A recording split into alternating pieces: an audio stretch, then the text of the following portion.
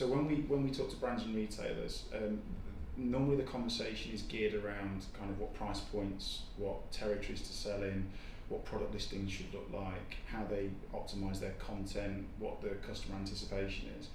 I think it's really interesting from your perspective in the fact that you're looking at it wholly from the returns aspect, and I think it's something that potentially brands and retailers forget about, that actually it's an informed part of the conversion rate decision for a customer. So what's your experience in terms of how that applies to a product surfacing or a product listing, and how the returns process sits in there? We know that returns are now more important than price, so 76% of buyers check the returns policy before they make a purchasing decision. We've seen that consumers are frequently more concerned about speed of refund as well. So particularly for the younger buyers that are buying maybe 3 or 4 things and will send 1 or 2 back because they're buying with the intention of returning a product. So consumer behaviour has shifted. Companies like Amazon and Zalando have now changed the market forever, I think, by offering free returns for all. That's shifted consumer expectation. And that's really interesting because as a customer wants to receive their products, they also want to get their cash back quickly. And I know one of the innovative things about ZigZag is the kind of centralisation in that stock and that intelligent rerouting of the stock and rerouting of the stock. It depends if you're from America or from the UK. Yeah.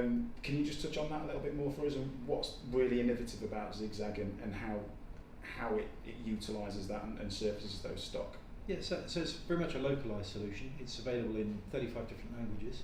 A customer would go onto a returns portal, they would see a copy of their order, they would then choose the item they want to return and the reason why. So we're collecting lots of good data around who, what, where, when and why, and we also know how they want to send it back.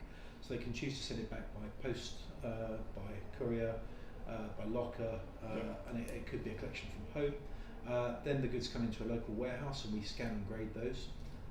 The customer can be refunded on the same day as they drop the goods off in the post, so it's really speeding up that time that the customer has to wait for their refund.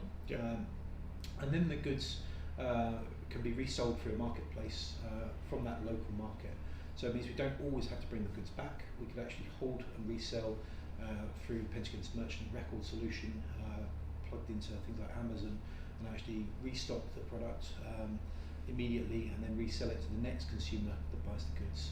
So there's obviously a stock visibility that the retailer is helping with. There's the speed in terms of the refund from the consumer as well. There's probably a carbon reduction in terms of having that locally. Yeah. There's also a reshipment, rather than it being sent out from the UK, then if it's been sent back to Germany and it gets resold into Germany, again there's probably a slightly quicker way of getting that item. So there's multiple ways and factors where the actual returns is a benefit to the client and also to the retailer.